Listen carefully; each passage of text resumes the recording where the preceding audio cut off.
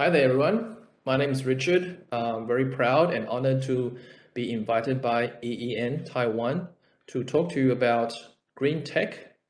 I'm representing Turing Drive. My name is Richard. My title is Business Department at the company, and very privileged, like I said, to be talking to you all about green tech, and more specifically about mobility and transportation.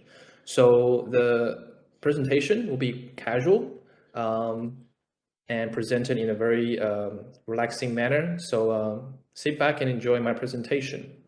So my presentation is divided into three main categories: green tech, as you can see, related information, and about our company, Touring Drive, which we specialize in automated vehicle solutions, as you can see. And I'll talk a bit more about that near the end of the presentation.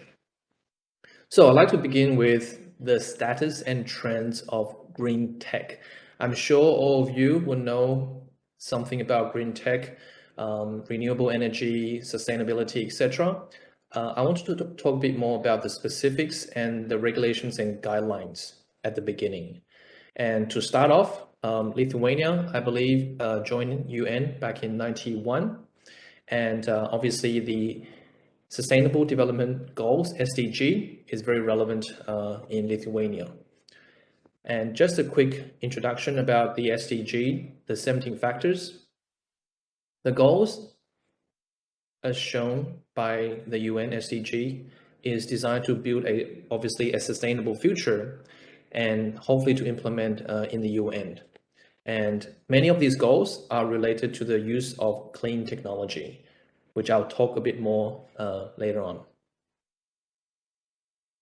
So what are some of the types of green tech that we are seeing today?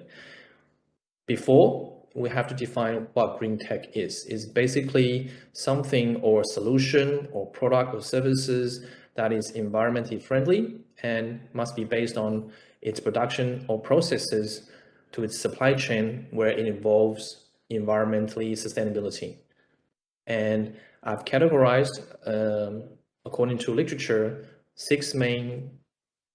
five main categories. I added micromobility given its relevance in the Baltics. So alternative energy, sustainable agriculture, recycling, carbon capture and storage. This is a very interesting one, followed by electric vehicles. Like I said, I've added micromobility because it's I would say a niche, a market, given its size.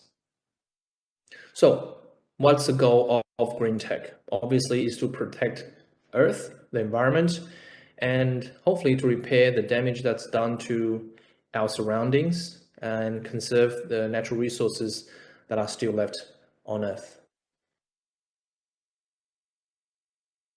So what are some of the renewable energy technologies? Okay, I've listed here, and here's just some photos. So you have the hydroelectricity, wind turbine, wind power, or also the ocean thermal energy conversion, okay? Followed by solar power panels, photovoltaic, it's seen quite popular in Australia, where I used to live. Obviously, it needs to be installed in countries or regions where you get a lot of sunlight. There's also the wave energy,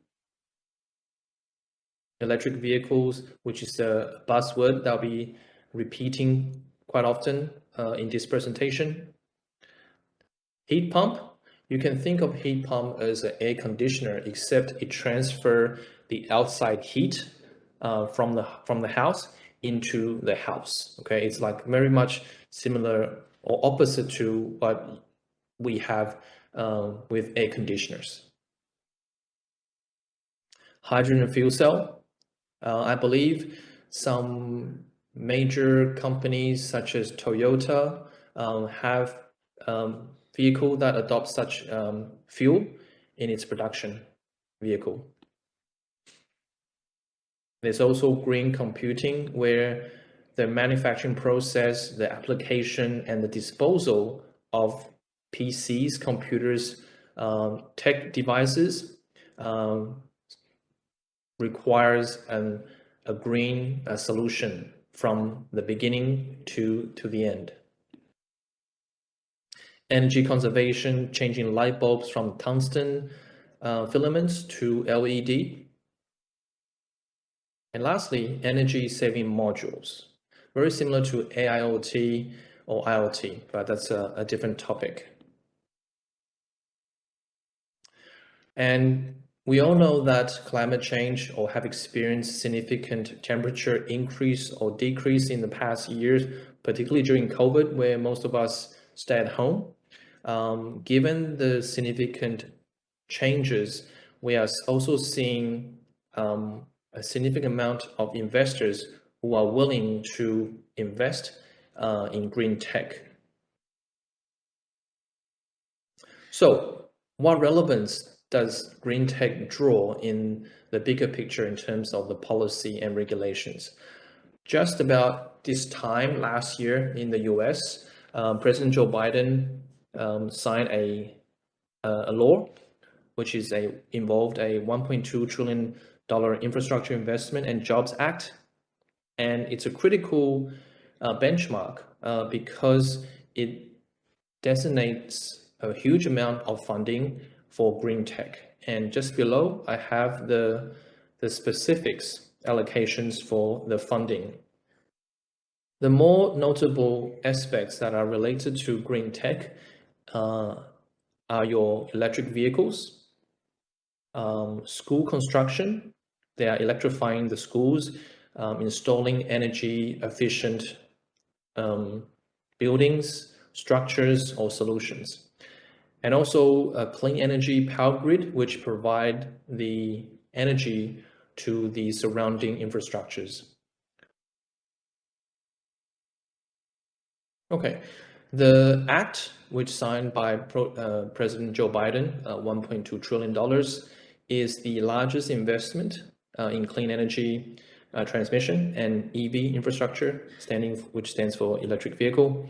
And the move, basically, like I said, electrifying thousands of schools and transit buses across the country, and creating a new authority to building a resilient, clean electric grid. So basically, transforming the current transit solutions into more green tech. A bit of information about the hierarchy of green transport, which I'm not quite sure if you're familiar, is take, for example, in Canada, the green transport hierarchy is called just that. In the US, it's called street user hierarchy. In Australia and the UK, it's called the urban transport hierarchy or the road user hierarchy. And on the surface, you can see how the transportation design is based on the pedestrian in these countries. So Canada, US, Australia, and the UK. Basically, the concept of these countries is to build transportation solutions around the pedestrian. And what are the 9 factors pertaining to green transport or any transport for this matter? Okay, so number 1, you have the mode. So it means that whether or not you're taking the train, the bus, a cruise, a ship, etc. The energy source that comes from or support your vehicle. The trip length, how far and the distance that you're going to, the speed of your transport vehicle, LTG, I believe it's a main train or railway company in Lithuania. The size of the vehicle, obviously there's few consumption differences there. The passenger load factor, which basically means the capacity at which the transport offers. If you have a bus that runs on a particular route, but it doesn't get many passengers, then perhaps you need to evaluate the necessity of that route. The trip segment, what happens when you get off the train? What happens when you get off the bus? Do you have a bike or do you just go on foot? The purpose of your trip, And lastly, the traveler. So these 9 factors have very close associations to green transport and how it affects our environment in general. All right, so I want to get closer to the scientific aspects. Obviously, we all know that mobility creates congestion and air pollution. And to help incentivize, you have your low emission EV and policy regulations and financial incentives. If you have subsidy or reimbursements, people are more likely to adopt green tech. All right, just some mobility related solutions. This one is in Estonia. I believe it's called OV Tech. Okay, very strong company, very creative, specializing in autonomous vehicles. Next one is Trafi. I believe it's also it's based in Lithuania. It helps users to plan their trips. There's also smart traffic system. Lithuania also has an M ticket where you don't need paper. You can just use your phone, RFID or NFC to get your way to different places. Mobility as a service, obviously, it's a key one. In Taiwan, we have a bike sharing system called U-Bike. And in Ireland, they have a bike to work scheme where employers pay a certain amount to reimburse their employees' purchase of bike related accessories. Okay, I'd like to take the remaining time to talk a bit about our company. So as I mentioned, our company is called Touring Drive. We're based in Taiwan, a fairly mature startup back in 2018. And as you can see on the video, we specialize in AI and more specifically, the automated mobility as a service solution provider. Our proven track records are as follows. You see the vehicles on the top and also on the bottom. Basically, we like to think of ourselves as the brain, where we find the vehicles to insert our brain into. Because we specialize in autonomous solutions, we're happy to have our brain installed into different vehicle types. So in the past, we have successfully installed into buses, minibuses, and more recently, low-speed vehicles or golf carts, as you may likely to see the resemblance.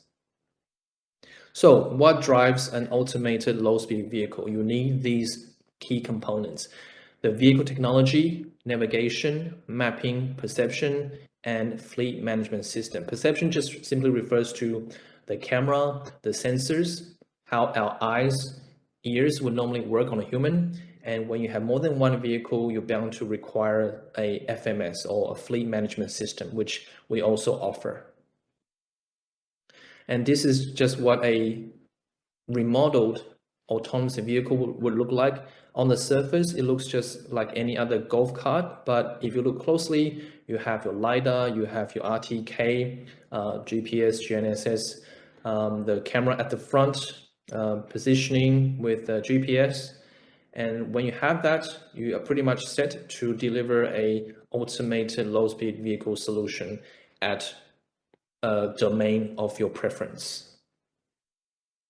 I won't go into detail of our vehicle solutions, but right now, as of 2022 and 2023, we offer 2 types of vehicles. One, what we call the Touring Assisted Driving and Touring Auto. The main difference is one is autonomous, whereas one only has the safety features. And for quick reference, the safety features include obstacle collision avoidance, path keeping, geofencing, etc. And the more advanced model, Touring Auto, has all of the above, as well as autonomous driving capabilities. Here is a quick snapshot of our vehicle at work, driving autonomously at the port of Taipei. So as you may notice, it made I would say, somewhat a smooth turn on its own, unmanned driving. All right, so Achu, this concludes my brief, short, and semi-professional presentation on green tech. I hope you found it useful, and I look forward to seeing you all in Lithuania or Taiwan. Thank you very much. Achu.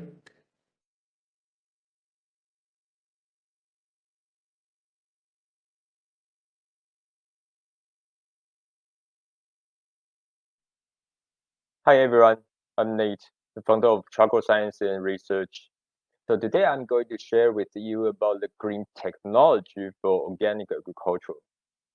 Next page, please. So here's my resume.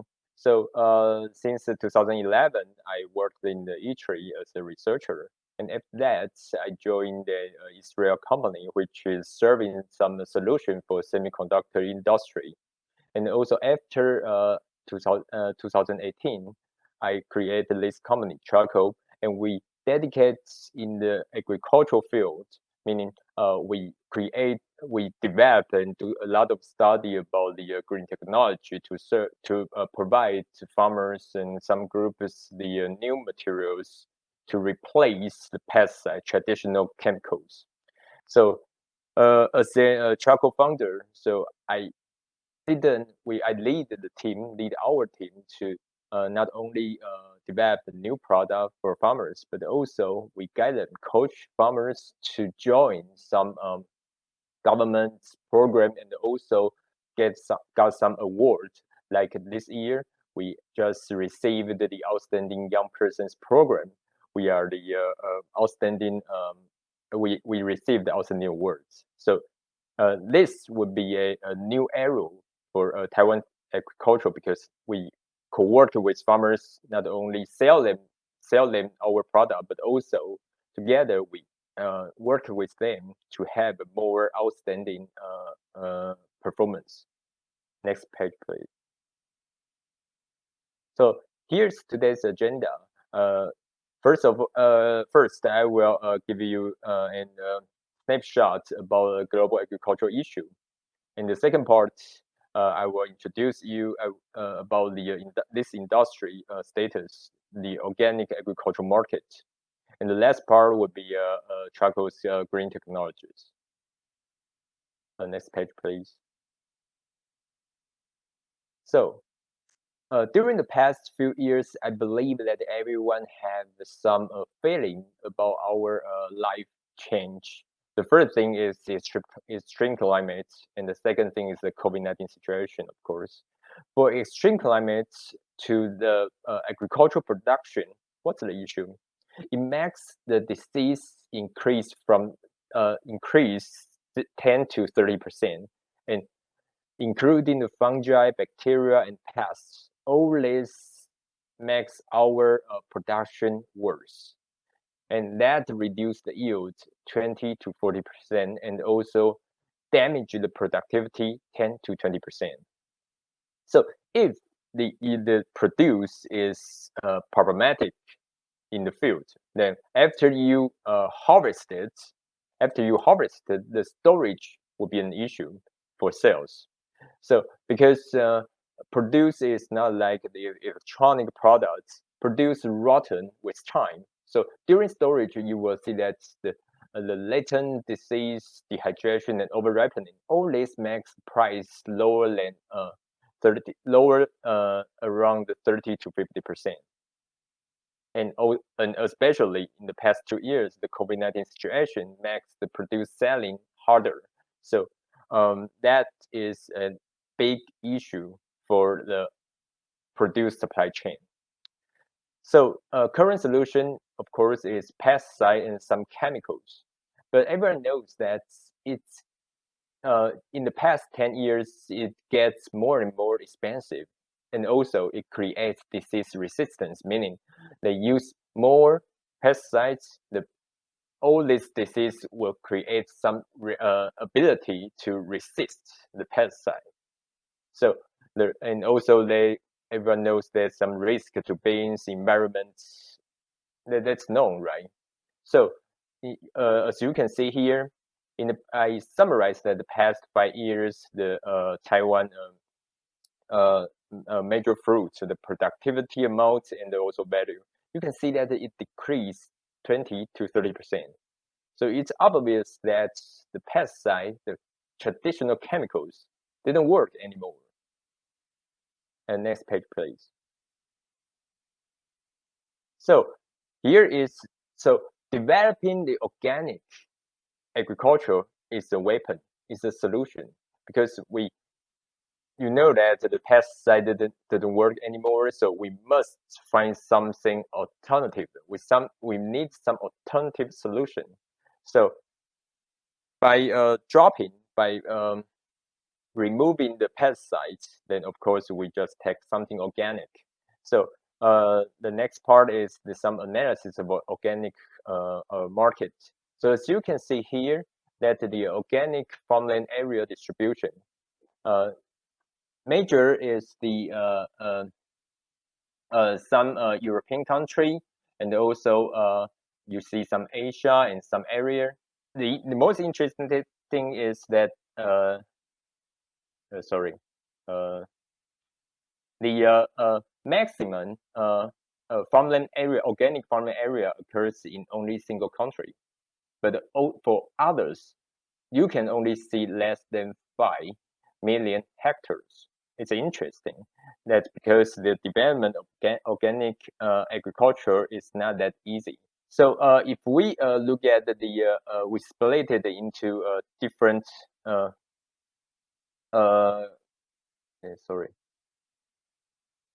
split it into different countries. As you can see here, more than 54% countries have less than 1% organic farmland area share, and only 11% have more than 10% share, and 70% for 5 to 10%, and around 20% have 1 to 5%.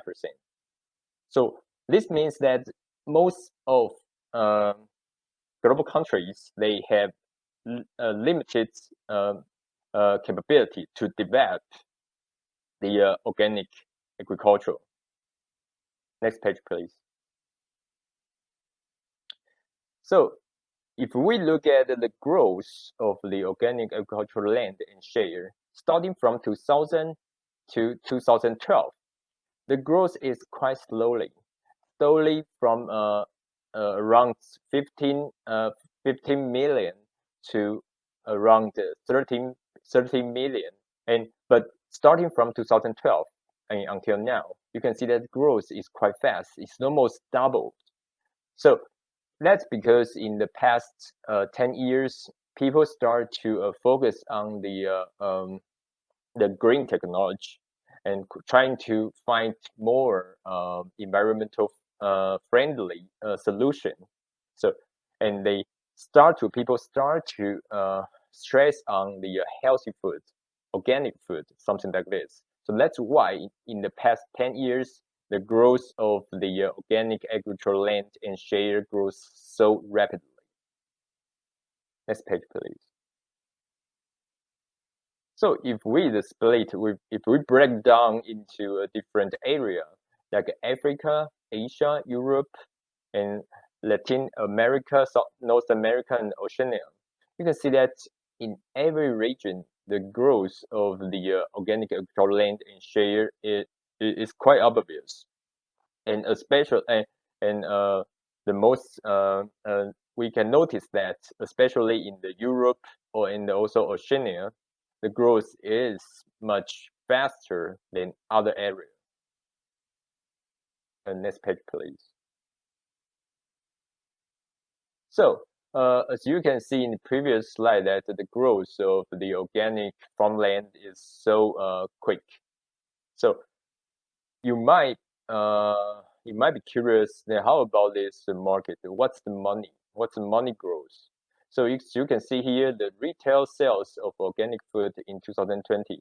The USA occupies most of this market, and in others are Germany, France, China, and other countries.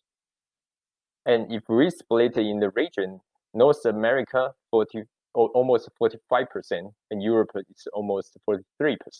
These two are the biggest market, has the biggest market share for the organic food in 2020. Next page, please. So if we dive in more detail to see the growth rate from 2000 to 2020, the global market for organic food grows rapidly.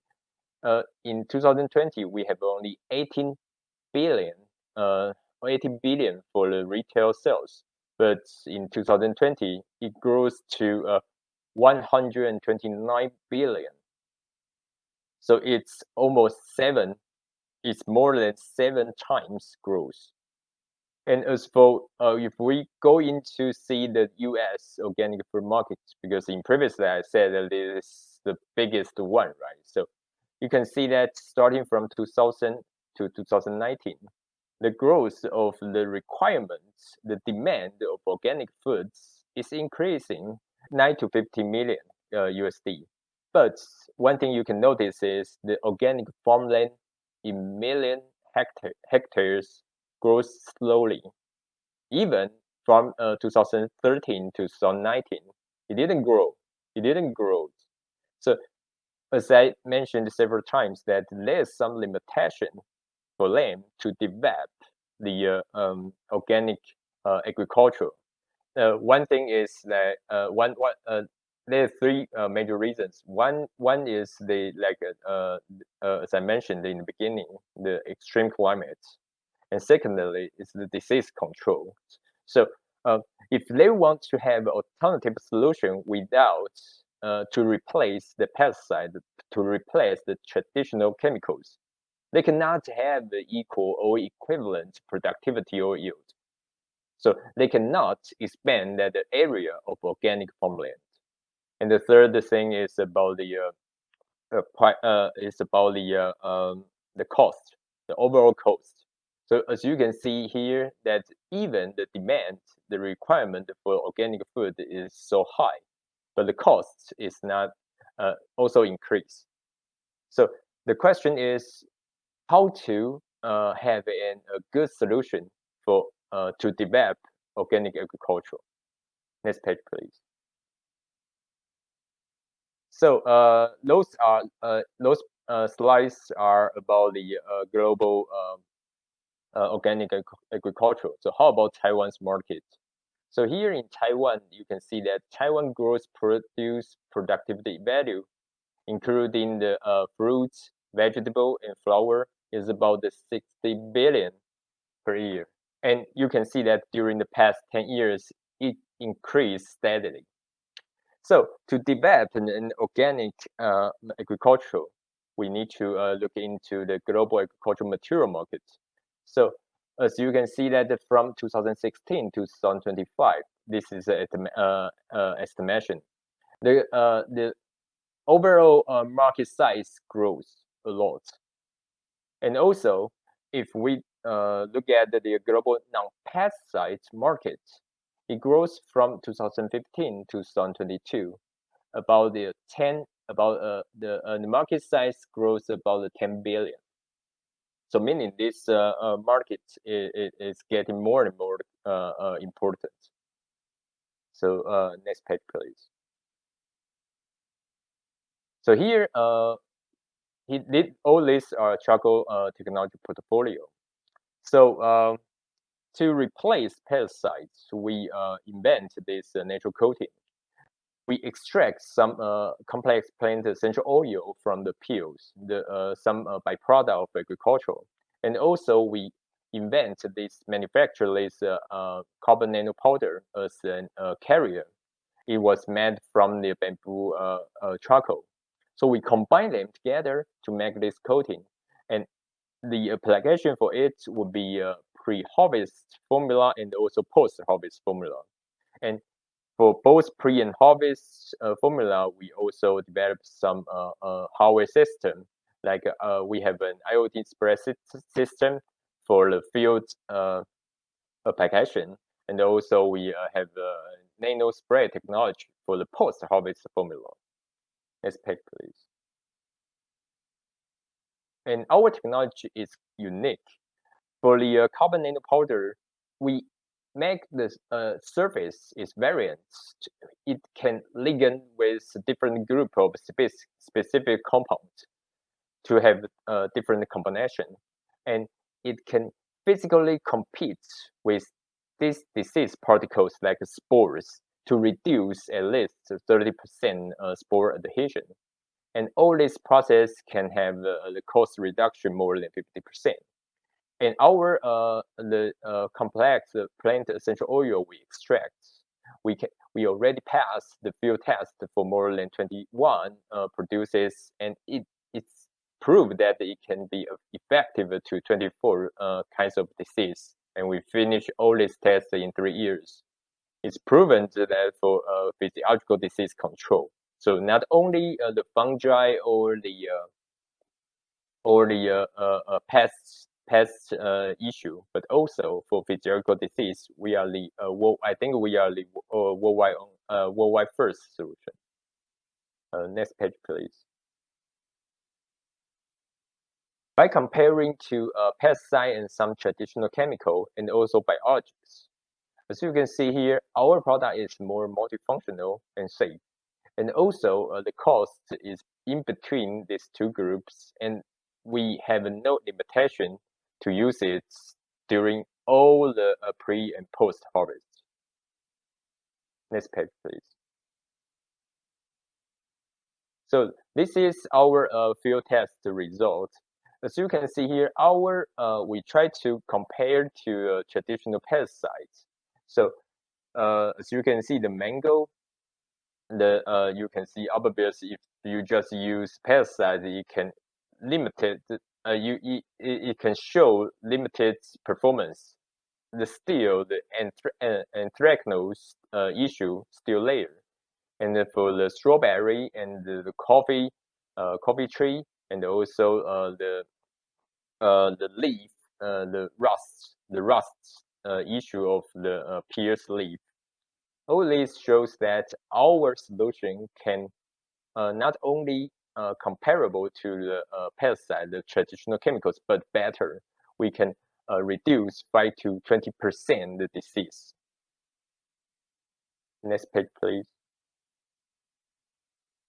And besides that, we also test our solution on different issues. So we see some differentiative solution than pesticides.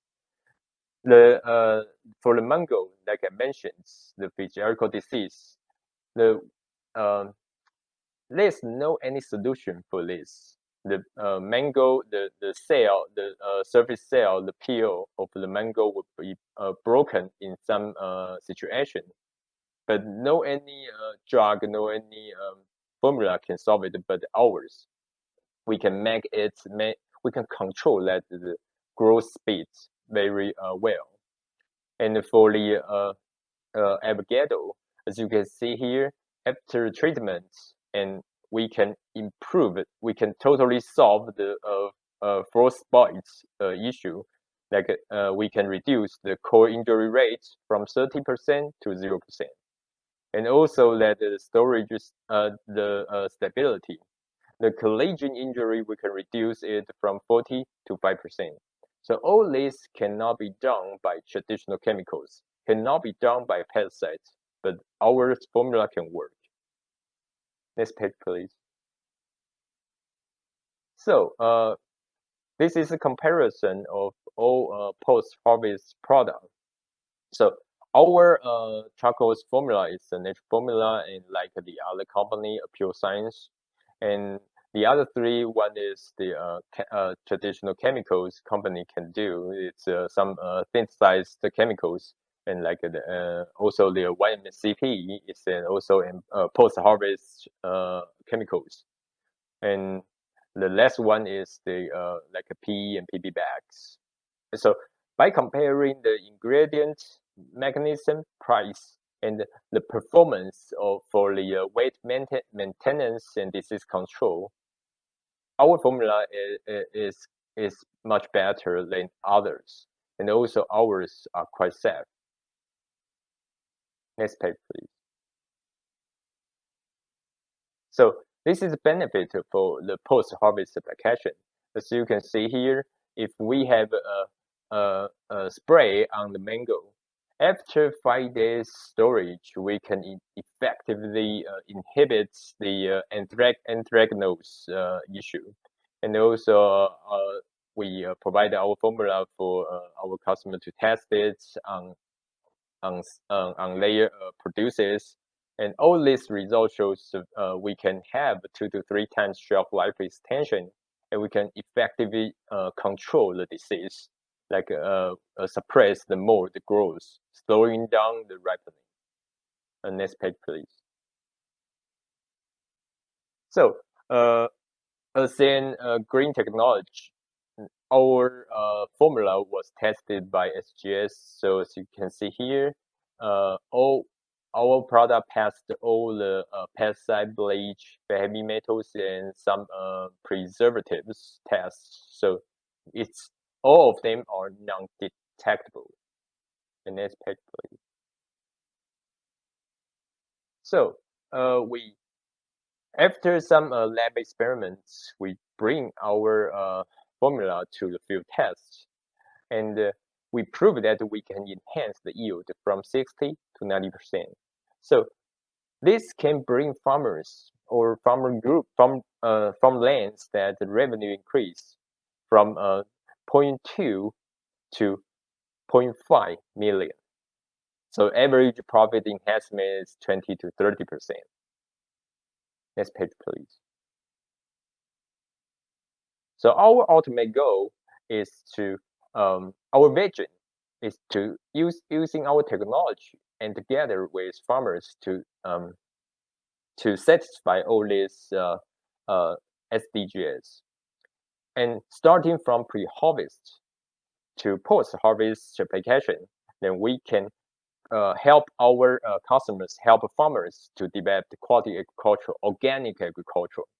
Then, because organic agriculture is in high profit market, like tourist, ultra, overseas markets, all this can increase the value of their produce.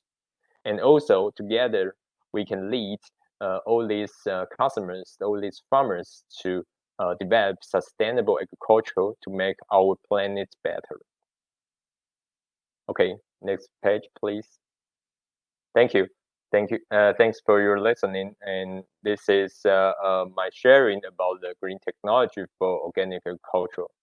Thank you.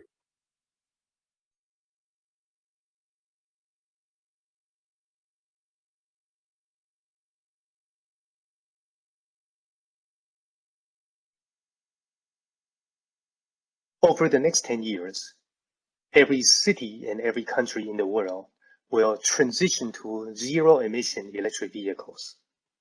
And when that happens, there will not be enough EV charging stations everywhere. This shortage means opportunities for the creation for a whole new generation of EV charging companies worldwide. And these new companies will require two essential technologies to deploy their EV charging infrastructure: the software and the hardware. Noodoe's mission is to provide these two essential technologies to a new generation of EV charging companies worldwide. Our vision is to put the best EV charging experience in every parking lot. And we accomplish this by laser focus on doing two things. Number one, we provide Noodoe EV OS, a cloud-based operating system that runs the EV charging infrastructure. When a driver approaches a EV charging station and would like to use Apple Pay to pay for her charging, Noodoe EV OS connects to Apple Pay, process that payment, and instantly transfer the money to the charging station owner. When the driver is having coffee, Noodoe EV OS sends a message to her phone, informing her that the car is now fully charged and she can go move her car.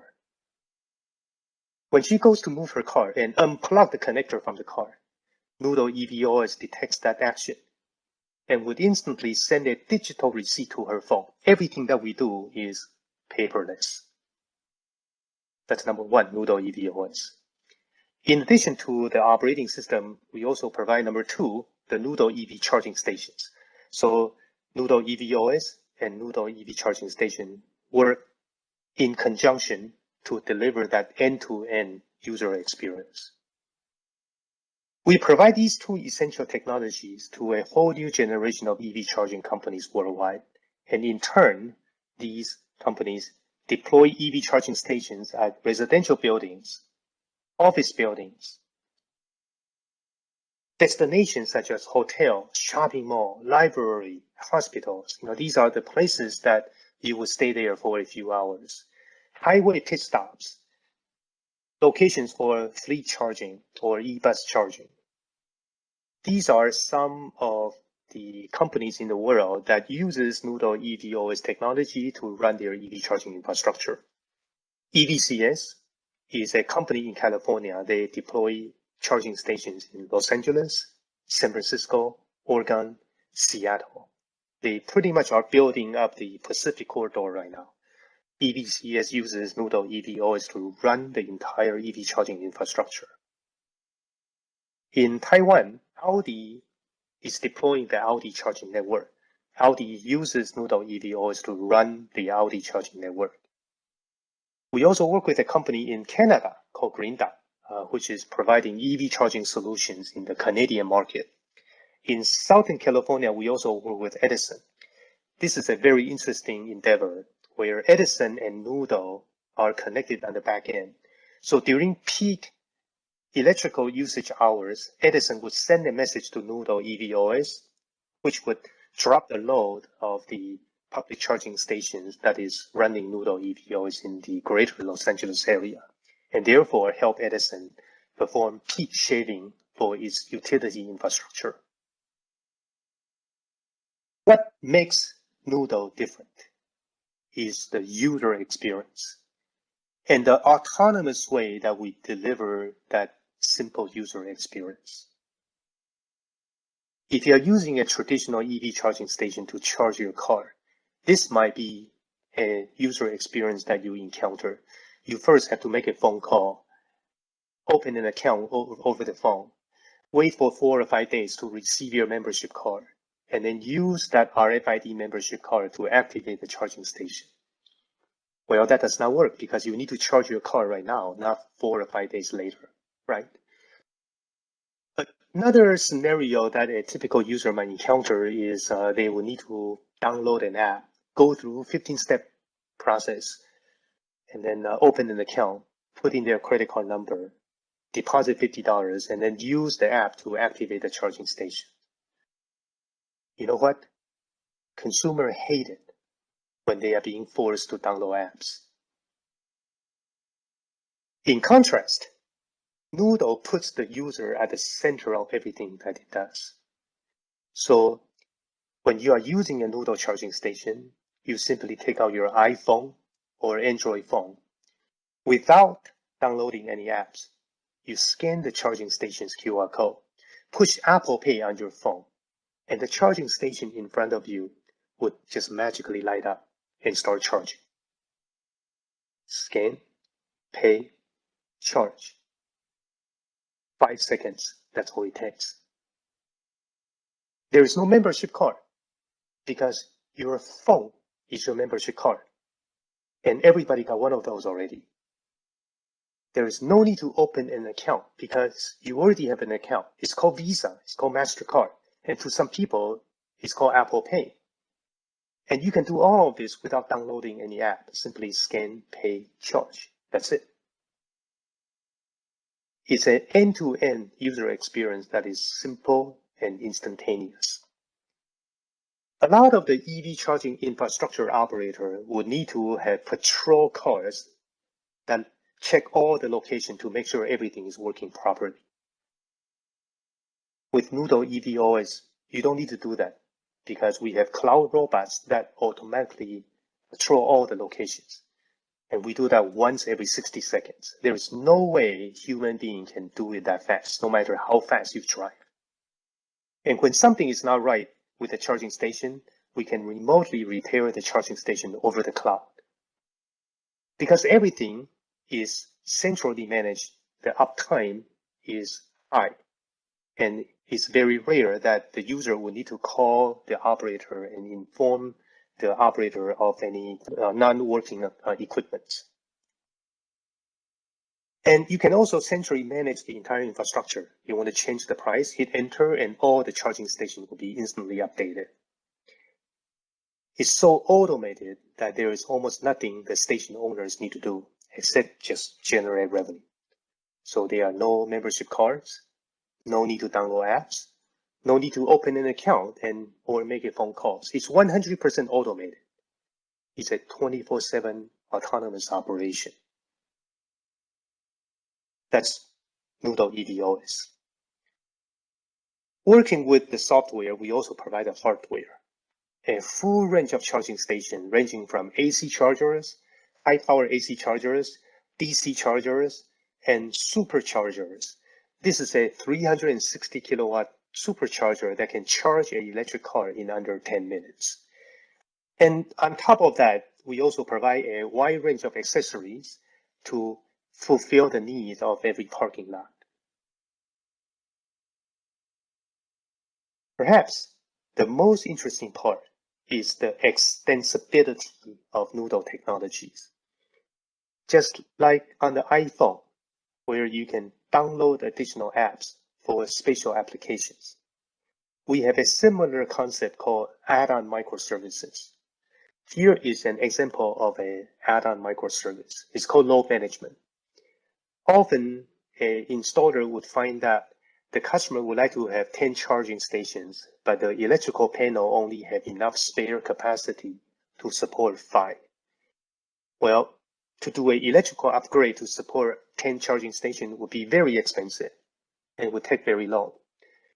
And most often, customers do not want to pay for that additional cost. Well, normally, the customer will be stuck.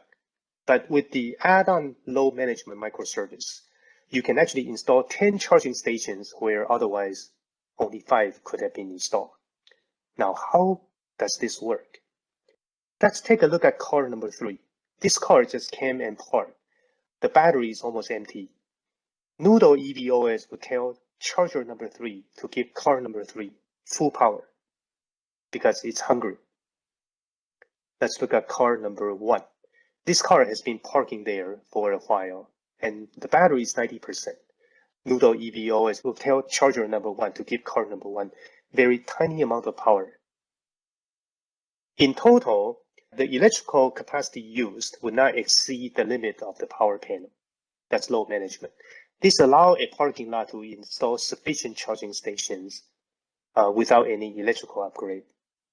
And that's only one of the many add-on microservices that we offer. We offer, for example, a microservice called access code. Welcome to the hotel. Here is your room key. Here is your Wi-Fi password. And here is your charging code. It fit into the tradition of the hospitality industry. We have another add-on microservice called discount code. So shopping mall can offer discount to its patrons for charging. We have an add-on microservice called membership management. Members get to charge for free and other people would have to pay. We have a prepaid card microservice. A customer of ours in the Cayman Islands, they would like to sell prepaid card, kind of like the prepaid phone card, where you have these cards with different denominations, and people use these prepaid cards to do charging. We have a microservice called voucher code. It's kind of like selling charging tickets. We have a microservice for fleet charging. Charging 30 electric vehicles is different from charging only 1. We have a microservice for charging network operator where people need to manage hundreds of charging locations at once. And we have a smart city microservice for government to manage the public charging stations in a city. This is Noodoe EV OS and the microservices. Here are some of the examples of Noodoe EV charging stations deployment. We have deployment worldwide, including Canada, Mexico, Arizona, California, and this is one of my favorite hotels. It's called the Millennium Biltmore. It's located in downtown LA. This is where President John F. Kennedy gave his presidential nomination speech. President Ronald Reagan and Nancy Reagan had their weddings there. It's an iconic landmark in downtown Los Angeles. And when this 100 years old hotel wants to join the 21st century, he chose Noodoe to be his EV charging technology supplier. We also work with the auto industry. For instance, Audi is one of our partners, and we provide EV charging experience to the Audi e-tron owner. At one of the Audi launch event, Audi launched 4 electric models plus the Noodoe EV charging experience. We also work with other companies like Volvo to deliver a simple charging experience to the EV drivers.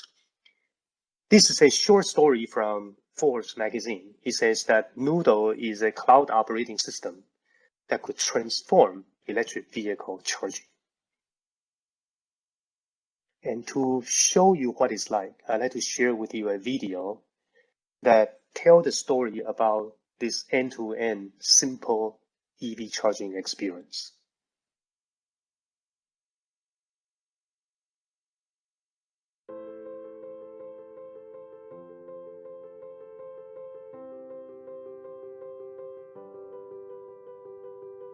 Millions of electric vehicles will soon hit the roads and require EV charging.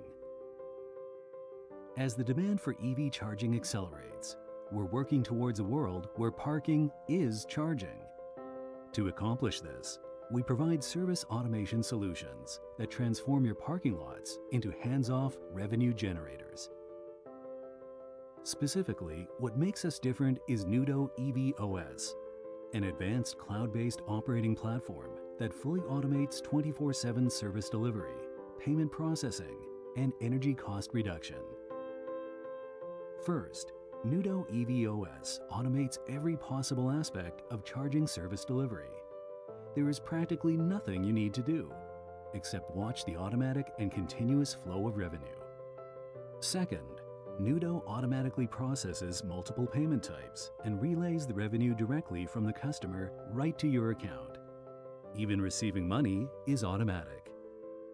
Finally, our intelligent energy load balancing lets you deploy more stations using your existing electrical capacity. Load balancing also automatically computes and executes the optimal fleet charging strategy to minimize your energy costs.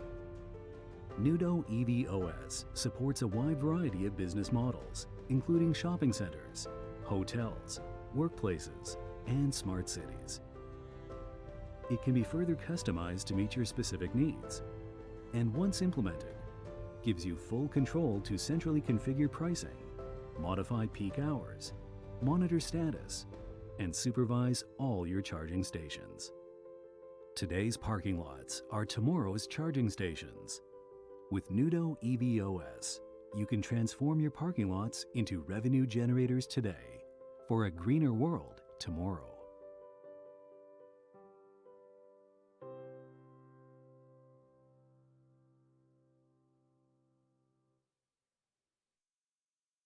At Noodoe, we have a saying that tomorrow, parking is charging. You go to work, you park, and you charge. You come home, you park, and you charge.